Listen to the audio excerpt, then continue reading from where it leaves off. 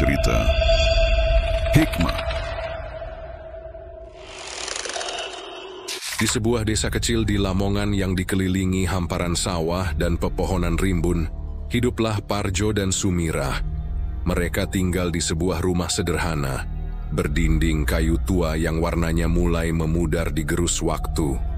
Kehidupan mereka bertumpu pada sebuah warung soto Lamongan yang kecil, namun penuh perjuangan. Parjo dengan ketekunan yang luar biasa mengayuh sepedanya setiap pagi ke pasar untuk membeli bahan-bahan segar. Sementara Sumirah sibuk di dapur, meracik kuah soto yang harum semerbak, membuat orang-orang yang lewat tak tahan untuk mampir. Ayu dan Yati, dua anak perempuan mereka, sering terlihat sibuk membantu di warung. Ayu yang beranjak remaja selalu penuh semangat melayani pelanggan, sementara Yati yang lebih kecil sibuk mengumpulkan piring-piring kotor. Meski hidup mereka sederhana, warung soto itu menjadi sumber kebahagiaan kecil bagi keluarga tersebut. Parjo dan Sumirah dulu sering berbagi senyum dan tawa di sela-sela kesibukan. Meski penghasilan mereka tak pernah cukup untuk menabung, namun seperti bayangan yang datang di balik sinar matahari, kebahagiaan itu perlahan mulai pudar. Kelelahan hidup mulai merenggut tawa Parjo, dan kemiskinan mengikis senyum Sumirah. Sumirah yang dulunya adalah anak seorang kaya raya, mulai merasakan penyesalan yang menggerogoti hatinya. Ia teringat masa-masa ketika hidupnya serba mewah, gaun-gaun indah, pesta-pesta gemerlap, dan kenyamanan tanpa batas.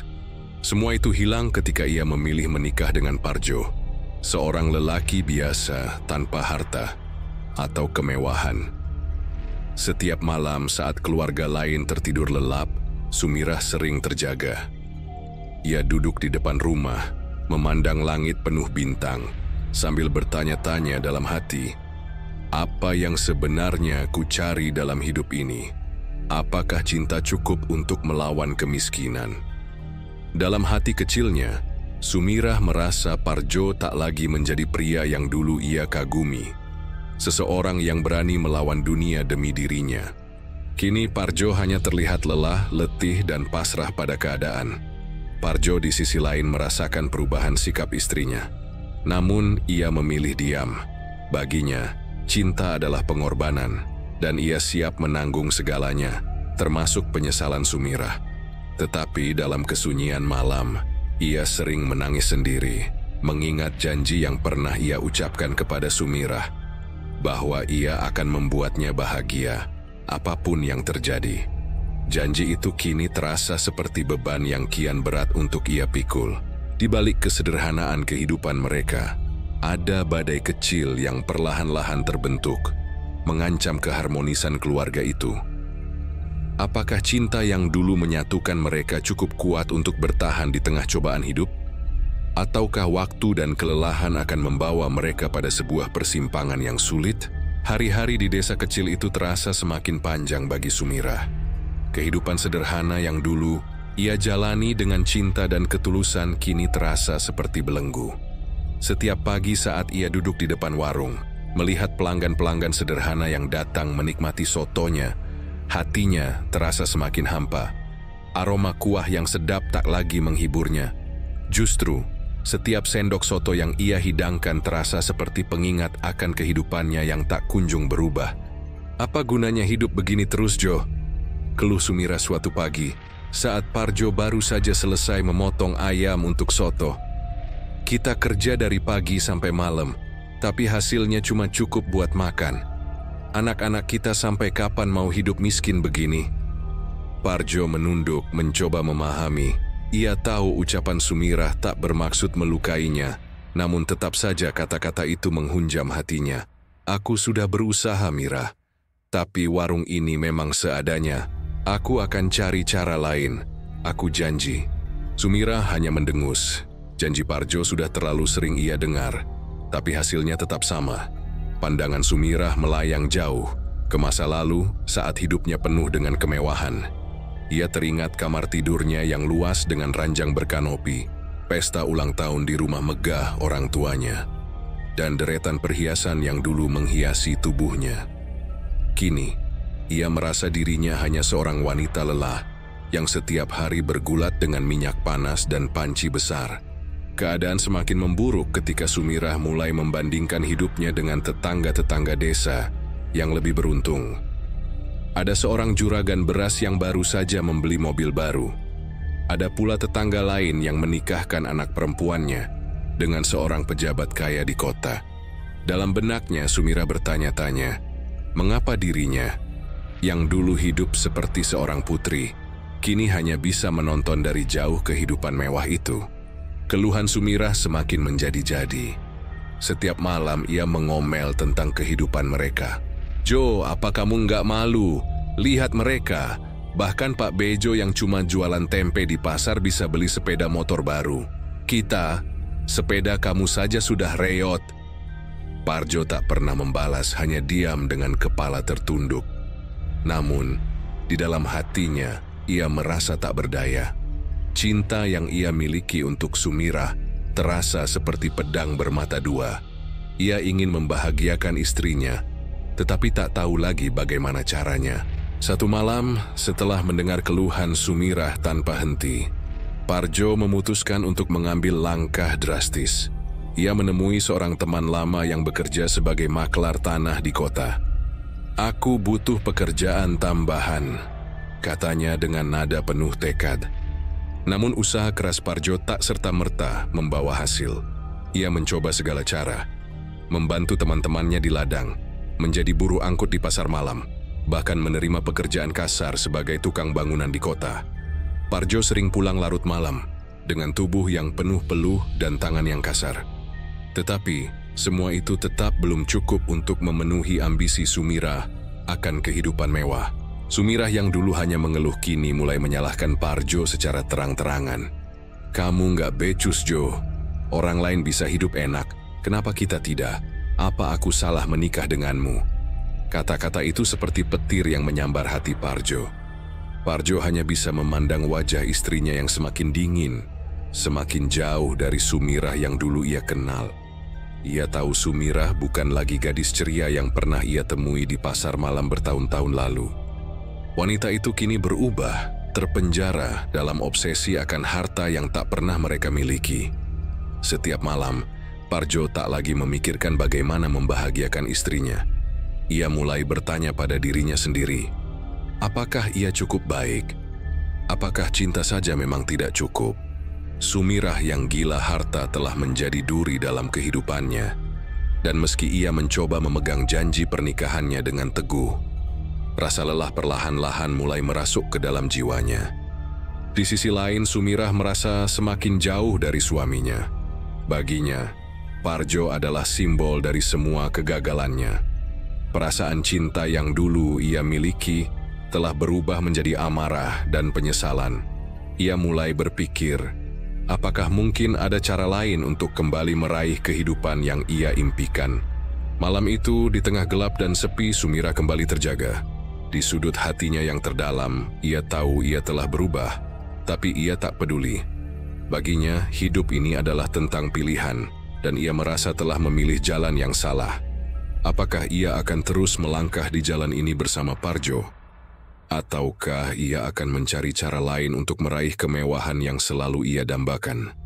Babak baru kehidupan mereka semakin diwarnai dengan pertanyaan tanpa jawaban, penuh dengan konflik batin yang siap meledak kapan saja. Malam itu terasa begitu dingin.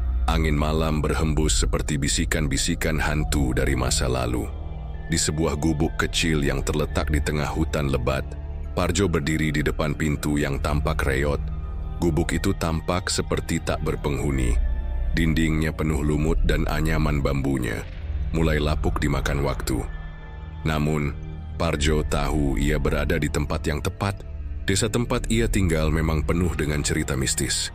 Nama Mbah Ijen sudah lama dikenal sebagai sosok misterius yang memiliki kemampuan supranatural. Ia bukan dukun biasa. Banyak orang datang kepadanya untuk mencari jalan keluar dari hidup yang terhimpit, dan kabarnya, mereka pulang dengan kantong penuh emas atau rejeki melimpah. Tapi di balik cerita itu, ada bisikan tentang syarat yang harus dipenuhi. Sesuatu yang gelap, sesuatu yang tak bisa dibatalkan. Parjo menarik napas dalam-dalam, menenangkan diri sebelum mengetuk pintu kayu yang sudah lapuk itu. Setelah beberapa saat, pintu itu terbuka perlahan, berderit dengan suara yang membuat bulu kuduknya berdiri. Dari dalam, keluar seorang lelaki tua dengan rambut putih panjang terurai, mata tajam yang memancarkan aura tak biasa. "Siapa engkau dan apa maumu datang ke sini malam-malam begini?" Suara Mbah Ijen terdengar serak namun tegas. Parjo menelan ludah lalu membungkukkan badan. "Saya Parjo, Mbah. Saya mendengar Mbah bisa membantu orang seperti saya yang sedang kesusahan." Mbah Ijen menyipitkan mata, menatap Parjo dari ujung kepala hingga kaki. "Kau ingin kaya?" tanyanya singkat. Parjo mengangguk pelan. Saya ingin membahagiakan istri saya, Mbah. Hidup kami susah. Saya tidak peduli apa yang harus saya lakukan asal dia bisa tersenyum lagi." Mbah Ijen tertawa kecil, suara tawanya seperti gemuruh halus di tengah malam. Cinta seorang suami selalu menjadi alasan untuk segala sesuatu. Tapi ingat Parjo, kekayaan itu tak pernah gratis. Ada harga yang harus dibayar. Parjo menunduk. "Saya tahu, Mbah. Saya siap menerima syaratnya." "Baiklah," kata Mbah Ijen sambil masuk ke dalam gubuk. Ia mengambil sebuah kantung kecil dari kain merah, lalu menyerahkannya kepada Parjo.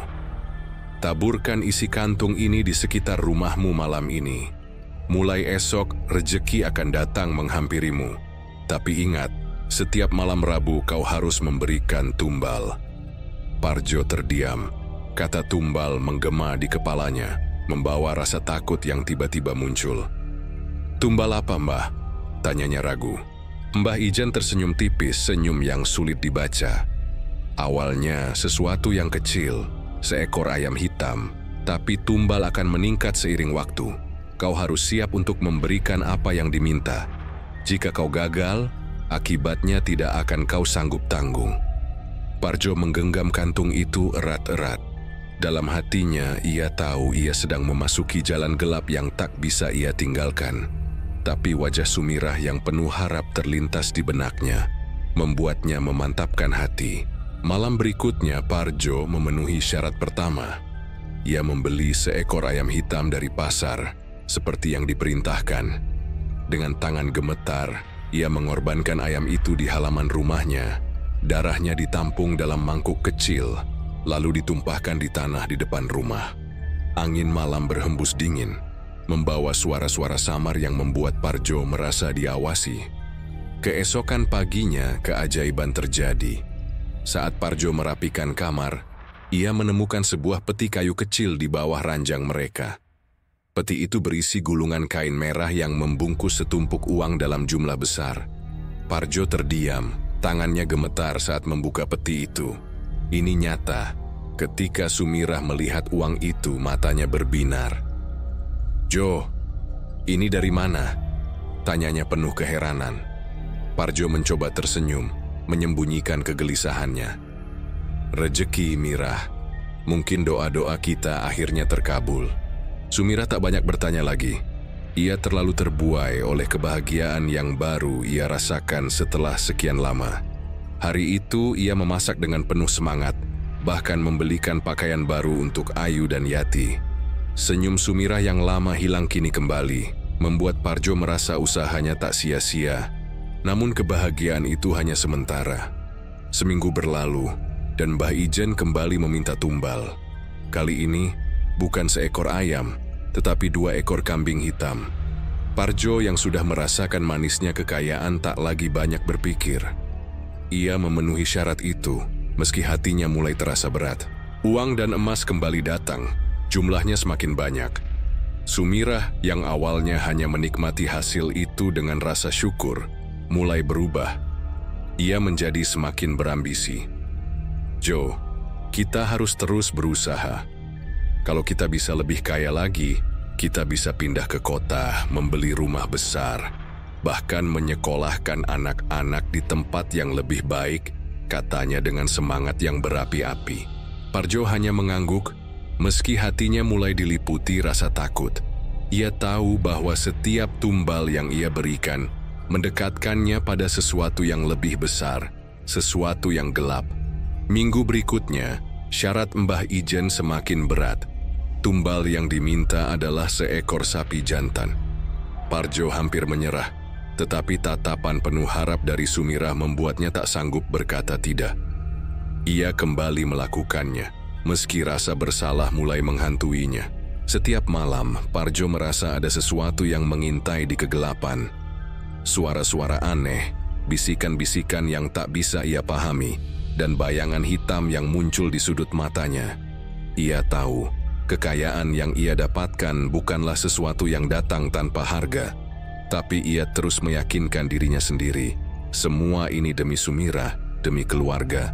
Namun, tanpa ia sadari, langkah yang ia ambil semakin menyeretnya ke dalam jurang yang tak berdasar. Apakah Parjo bisa berhenti sebelum semuanya terlambat? Atau keserakahan akan menghancurkan segalanya?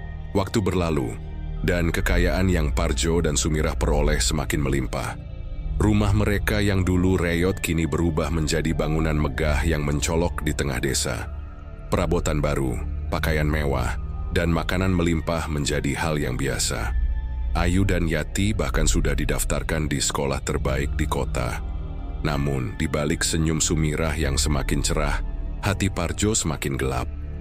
Malam itu, Parjo kembali menemui Mbah Ijen di gubuk tua di tengah hutan. Parjo berharap kali ini hanya diminta memberikan tumbal binatang, seperti sebelumnya.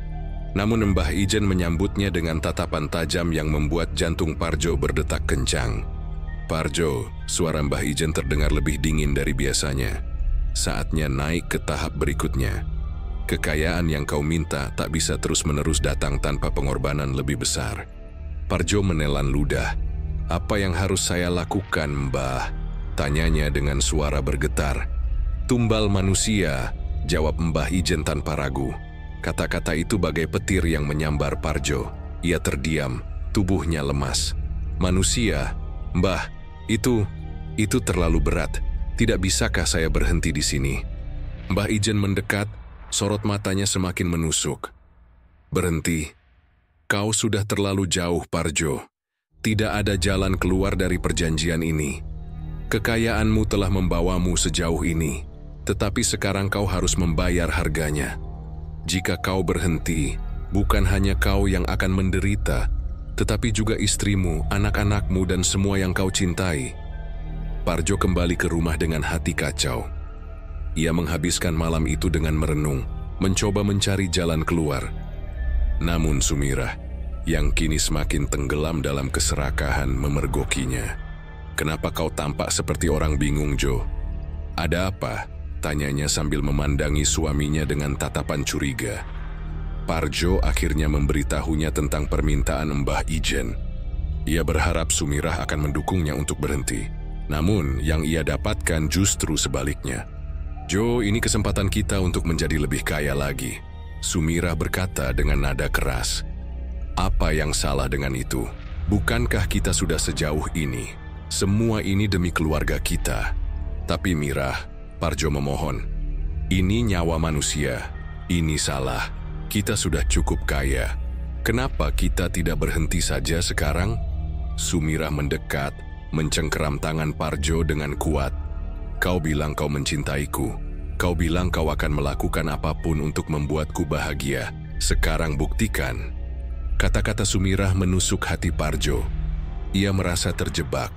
Cinta yang ia miliki untuk Sumirah berubah menjadi belenggu yang memaksanya berjalan lebih jauh di jalan gelap ini. Malam berikutnya, dengan hati yang berat, Parjo pergi ke kota untuk mencari korban. Ia berkendara menyusuri jalanan yang sepi, berharap menemukan seseorang yang tak memiliki keluarga atau orang yang peduli padanya. Pikirannya berputar-putar, mencoba membenarkan tindakannya. "Ini bukan untukku," katanya pada dirinya sendiri. "Ini demi Sumirah, demi Ayu dan Yati, demi keluarga." Di sudut gelap sebuah gang, ia melihat seorang pengemis tua yang sedang tertidur di bawah kardus. Parjo menghentikan kendaraannya, menatap pengemis itu lama. Wajah tua itu mengingatkannya pada ayahnya yang sudah lama meninggal. Tapi suara Sumirah di kepalanya terus mendesaknya. Dengan hati yang hancur, Parjo mendekati pengemis itu. Ia berbicara pelan, berusaha mengajak pria tua itu ikut dengannya. "Pak, saya punya makanan di rumah.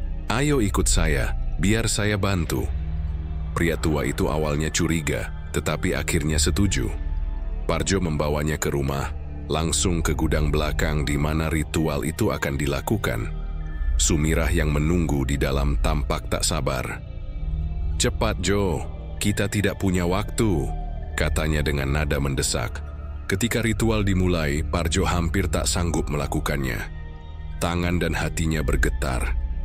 Tapi di belakangnya, Sumirah terus menyemangatinya, bahkan berbisik dengan nada manis, "Jo, kau melakukannya demi kita, demi keluarga." Setelah semuanya selesai, tubuh Parjo terasa lemas. Ia merasa seperti monster, tetapi Sumirah justru berseri-seri. "Lihat, Jo, ini hasilnya," katanya sambil menunjuk peti kayu besar yang muncul di sudut ruangan. Isinya lebih banyak dari sebelumnya. Emas, berlian, dan uang dalam jumlah yang tak terhitung. Namun Parjo tak lagi bisa merasakan kebahagiaan. Ia tahu, ia telah melangkah terlalu jauh. Malam itu Parjo tak bisa tidur. Setiap kali ia menutup mata, ia melihat wajah pengemis tua itu. Penuh dengan ketakutan, ia mulai mendengar bisikan-bisikan di telinganya. Suara yang memanggil namanya dari kegelapan. Ia mencoba membangunkan Sumirah, tetapi istrinya hanya berkata, "Jo, jangan terlalu dipikirkan. Ini sudah selesai. Lihat hasilnya. Kita bahagia sekarang."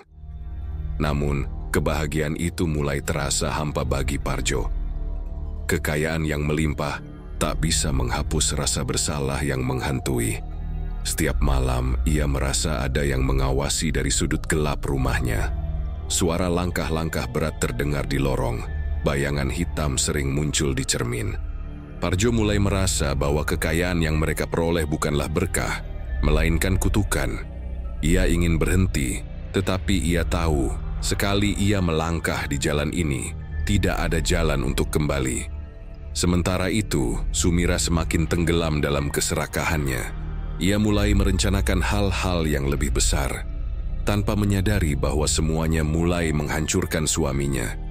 Dan di kejauhan, bayangan gelap itu semakin mendekat, menuntut sesuatu yang lebih dari sekadar darah. Rumah besar yang kini menjadi tempat tinggal Parjo dan keluarganya berdiri megah di pinggiran desa, tetapi suasana di dalamnya penuh dengan kegelisahan. Kekayaan yang mereka miliki tak lagi membawa kebahagiaan. Setiap malam, Parjo dihantui mimpi buruk. Wajah para korban yang ia jadikan tumbal terus menghantuinya. Ia merasa seperti bayangannya sendiri telah berubah menjadi sosok yang mengintainya. Di tengah malam yang dingin, Parjo kembali dipanggil oleh Mbah Ijen.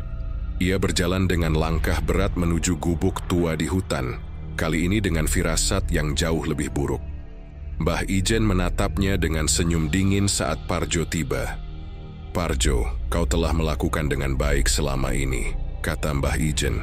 Nada suaranya penuh tipu daya. "Tapi kekayaan yang sebesar ini membutuhkan pengorbanan yang jauh lebih besar. Kau tahu itu, bukan?" Parjo mengangguk pelan. Dalam hatinya, ia merasa kosong. Namun kata-kata berikutnya dari Mbah Ijen membuat tubuhnya gemetar hebat. "Kali ini aku butuh darah dari anak gadismu sendiri," kata Mbah Ijen sambil menatap tajam. Parjo merasa jantungnya seperti berhenti berdetak. "Tidak, Mbah, itu terlalu keji. Ayu dan Yati adalah segalanya bagi saya." Suaranya bergetar, air matanya hampir tumpah. Mbah Ijen tertawa kecil, seperti seorang raja yang menikmati penderitaan bawahannya. "Parjo, kau tahu perjanjiannya. Jika kau menolak, semua yang kau miliki sekarang akan hilang. Bukan hanya hartamu, tetapi nyawa keluargamu juga akan jadi bayarannya." Parjo pulang dengan hati yang hancur, namun ia tidak langsung memberitahu Sumirah. Ia berharap istrinya akan memihaknya, menolak permintaan keji itu. Tapi harapan itu segera pupus ketika Sumirah mengetahui apa yang diminta. "Jo, ini hanya satu kali lagi. Hanya satu kali. Setelah ini kita bisa hidup tenang tanpa takut kekurangan lagi." kata Sumirah dengan mata berbinar seperti orang yang dirasuki. Tapi Mirah, mereka anak kita. Bagaimana bisa kau mengorbankan darah dagingmu sendiri? Parjo berteriak, nadanya penuh putus asa. Jo, jangan berpikir seperti itu. Mereka masih muda. Jika kita kehilangan satu dari mereka, kita masih punya satu lagi. Lagi pula, ini semua demi masa depan kita. Kata-kata itu membuat Parjo terdiam. Ia merasa seperti berbicara dengan orang asing, bukan istrinya yang dulu ia cintai. Namun, tekanan dari Sumirah dan ancaman dari Mbah Ijen membuat Parjo menyerah. Sumirah, yang kini sepenuhnya dirasuki oleh keserakahan, merancang rencana untuk membawa Ayu dan Yati ke gubuk Mbah Ijen tanpa mereka sadari. Ia berbohong kepada kedua anaknya, mengatakan bahwa mereka akan pergi ke tempat suci untuk berdoa agar keluarga mereka tetap diberkati. Ayu dan Yati, yang masih polos dan tak tahu apa-apa, setuju dengan senyum di wajah mereka. Malam itu, dengan hati yang diliputi kecemasan, Parjo mengikuti Sumirah dan kedua anaknya ke hutan. Ketika mereka sampai di gubuk Mbah Ijen, Ayu dan Yati mulai merasa ada yang tidak beres. Bu, kenapa tempatnya seperti ini? Apa benar ini tempat untuk berdoa? Tanya Ayu dengan nada ragu. Sumirah mencoba tersenyum, tetapi senyumnya tampak dipaksakan. Iya nak, percayalah semua ini demi kebaikan kita bersama. Ketika mereka masuk ke dalam gubuk, Mbah Ijen sudah menunggu. Ia membawa senyum licik di wajahnya, seolah-olah ia telah mempersiapkan semuanya dengan sempurna. Ayu dan Yati dipisahkan dari orang tuanya, dibawa ke ruangan gelap di belakang oleh para pembantu Mbah Ijen. Di ruangan itu, Ayu dan Yati tidak hanya dipersiapkan untuk dijadikan tumbal.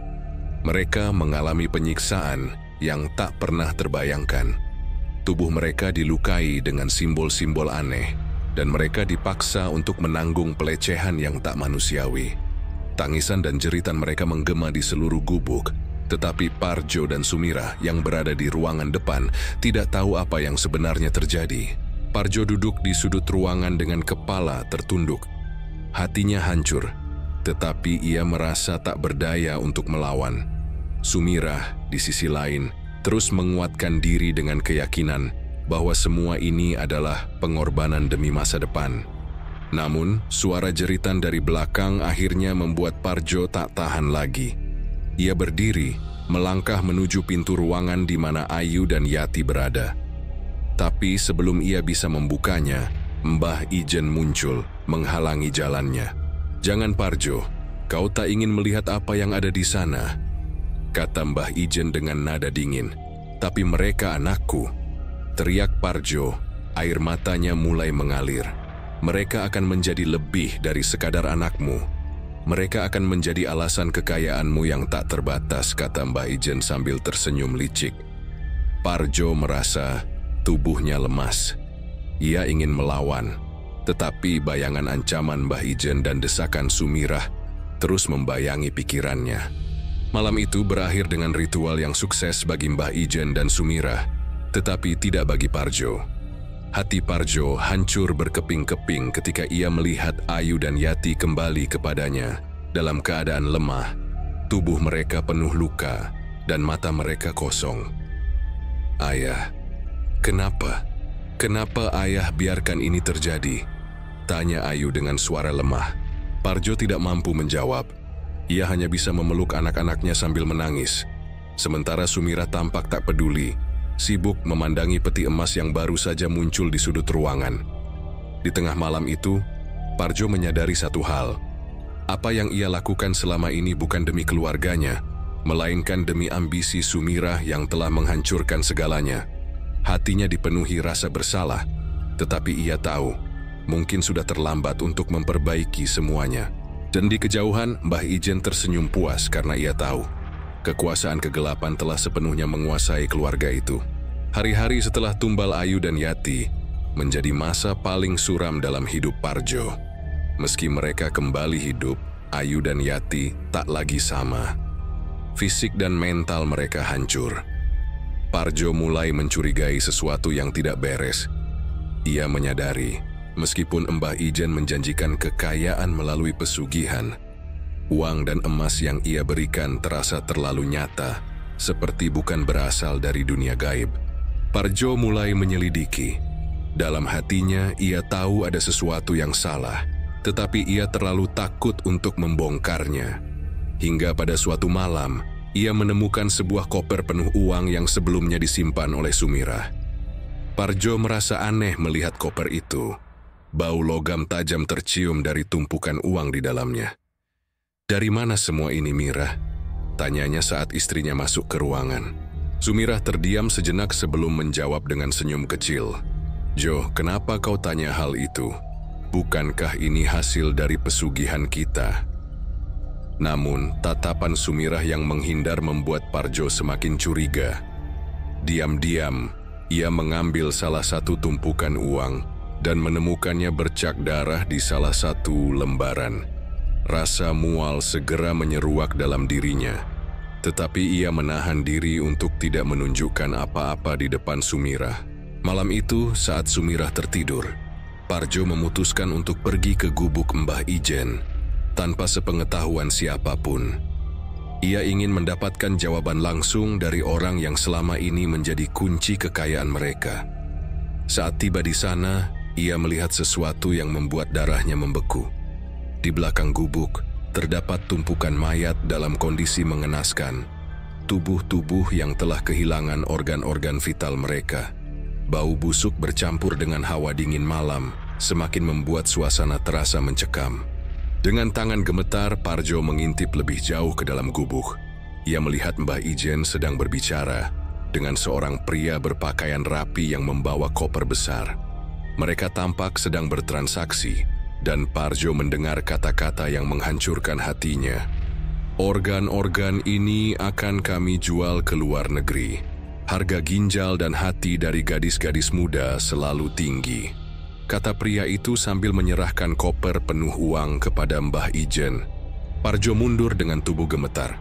Ia menyadari bahwa kekayaan yang ia terima selama ini bukan berasal dari kekuatan gaib, melainkan dari perdagangan organ tubuh manusia. Namun, sebelum Parjo sempat pergi, ia mendengar suara yang sangat ia kenali, Sumirah. Ia melihat istrinya keluar dari dalam gubuk dengan pakaian yang berantakan, berjalan ke arah Mbah Ijen, dengan senyum yang membuat hati Parjo terasa seperti disayat. Sumirah menghampiri Mbah Ijen dan memeluknya dengan mesra. "Ini semua berkat kita, Mbah," katanya dengan nada manja. Mbah Ijen tersenyum sambil mencium kening Sumirah. "Tentu saja, Mirah. Kau adalah partner yang luar biasa." Parjo merasa tubuhnya kaku seolah tidak mampu bergerak. Ia menyaksikan dengan mata kepalanya sendiri bagaimana wanita yang selama ini ia cintai telah mengkhianatinya. Namun, ia tidak segera menghadapi mereka. Ia memilih untuk pulang, menyusun kekuatan untuk mencari tahu kebenaran lebih jauh. Keesokan harinya, Parjo tidak lagi mampu menahan amarahnya. Ia menghadapkan Sumirah di ruang tamu. Ayu dan Yati yang masih trauma hanya duduk di kamar mereka, tidak menyadari apa yang sedang terjadi. "Mirah, aku tahu semuanya," kata Parjo dengan suara berat. Sumirah mencoba mengelak, tetapi sorot mata Parjo membuatnya tak bisa berbohong lebih lama. Akhirnya, dengan suara dingin, ia berkata, "Jo, kau harus tahu, apa yang kulakukan bersama Mbak Ijen bukanlah pengkhianatan. Itu adalah bagian dari syarat pesugihan kita." Parjo terkejut mendengar pengakuan itu. "Syarat? Apa maksudmu?" Mbah Ijen bilang, "Selain tumbal, kekuatan pesugihan ini juga membutuhkan hubungan biologis antara kami berdua untuk memastikan keberhasilannya." Jawab Sumirah dengan tenang, seolah-olah apa yang ia katakan adalah hal yang biasa. "Apa kau sadar apa yang kau katakan, Mirah? Kau telah menjual kehormatanmu, bahkan keluargamu demi kekayaan ini." Parjo berteriak, amarahnya hampir tak tertahan. Namun Sumirah tetap tenang. "Jo, semua ini kulakukan untuk kita, untuk anak-anak kita. Tanpa ini kau pikir kita bisa hidup seperti sekarang?" Parjo merasa hatinya seperti dihancurkan berkali-kali. Ia tahu Sumirah telah berubah menjadi seseorang yang tak lagi ia kenal, tetapi di dalam hatinya ia masih mencintainya. Dengan air mata mengalir, Parjo berkata, Aku tidak akan pernah bisa menerima apa yang kau lakukan, tapi aku memaafkanmu. Bukan karena aku setuju, tetapi karena aku terlalu lemah untuk melawan semua ini. Sumirah tersenyum kecil, merasa lega. Ia meraih tangan Parjo dan berkata, "Jo, ini semua sudah terjadi. Kita tidak bisa kembali. Yang bisa kita lakukan sekarang adalah melanjutkan apa yang sudah kita mulai." Namun di lubuk hati Parjo sesuatu berubah. Ia mulai menyusun rencana untuk menghentikan semua ini, meskipun ia tahu risikonya sangat besar. Karena meski ia mencintai Sumirah, ia tidak bisa membiarkan dirinya terus menjadi bagian dari kekejian ini. Malam-malam berikutnya, Parjo semakin dihantui oleh bisikan dan bayangan para korban.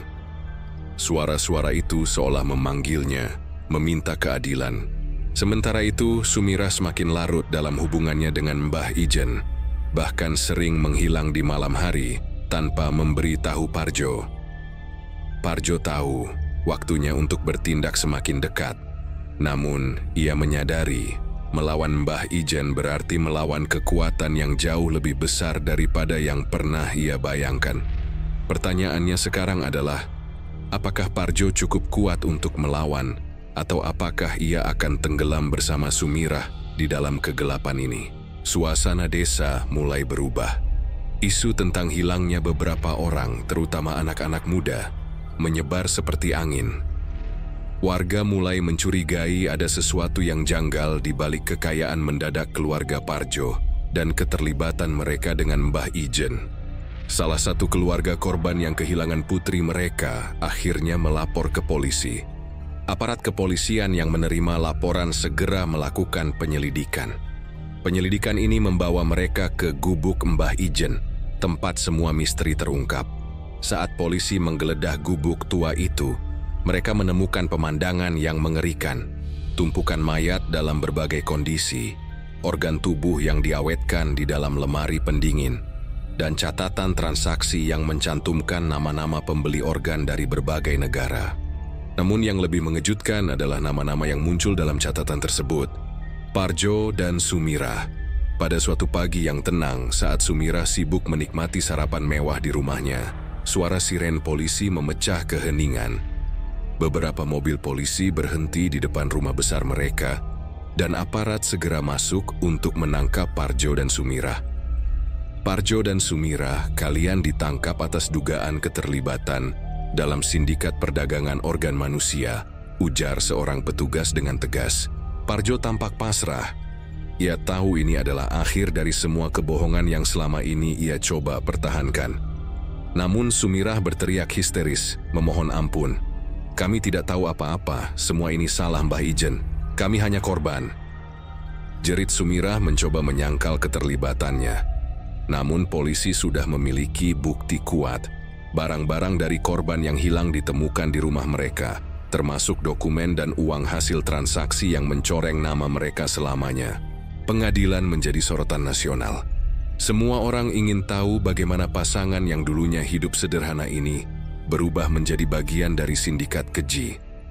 Di ruang sidang yang penuh sesak, para keluarga korban menatap Parjo dan Sumirah dengan penuh kebencian. Parjo tampak tenang, tetapi wajahnya dipenuhi rasa bersalah. Ketika hakim bertanya kepadanya tentang semua perbuatannya, ia hanya menjawab dengan suara pelan, "Saya hanya ingin membuat istri saya bahagia, tapi saya telah kehilangan jiwa saya demi harta." Sumirah di sisi lain terus membela diri. "Saya tidak tahu apa-apa. Semua ini karena tekanan dari Mbah Ijen. Saya hanya ingin keluarga saya sejahtera." Namun bukti-bukti yang diajukan tidak memberi ruang untuk pembelaan mereka. Foto-foto para korban, catatan transaksi, dan kesaksian dari orang-orang yang selamat memperkuat tuduhan. Akhirnya pengadilan menjatuhkan hukuman mati kepada Parjo dan Sumirah atas kejahatan mereka. Di hari eksekusi, Parjo duduk di ruang tunggu dengan tangan terborgol. Ia teringat masa-masa indah saat ia dan Sumirah memulai hidup mereka di desa. Warung soto sederhana, tawa anak-anak mereka, dan cinta yang tulus. "Semua ini salahku," gumam Parjo pada dirinya sendiri. "Aku seharusnya menolak sejak awal. Aku seharusnya melindungi keluargaku, bukan menghancurkannya. Sumirah di ruang sebelah hanya menangis. Ia menyesali keserakahannya, tetapi penyesalan itu datang terlambat. Di dalam hatinya, ia tahu ia tidak hanya menghancurkan hidupnya sendiri, tetapi juga hidup anak-anaknya, suaminya, dan banyak orang lain. Saat matahari terbit, eksekusi dilakukan. Parjo menutup matanya dengan air mata mengalir, berdoa agar Tuhan mengampuni dosanya. Sumirah, meski mencoba tegar, akhirnya hancur dalam keheningan. Kisah cinta yang dulu dimulai dengan harapan dan kerja keras, berakhir dengan tragis. Desa kecil yang dulu penuh tawa kini dipenuhi bisik-bisik dan kenangan buruk. Warung soto Lamongan mereka kini kosong, tak lagi ada yang berani mendekat. Warga desa menyadari satu pelajaran besar. Keserakahan adalah akar dari segala kehancuran. Parjo dan Sumirah meninggalkan kisah sebagai peringatan bagi siapa saja yang ingin mengambil jalan pintas menuju kekayaan. Dan di gubuk tua itu, Mbah Ijen telah lama menghilang, meninggalkan jejak kehancuran yang takkan terlupakan.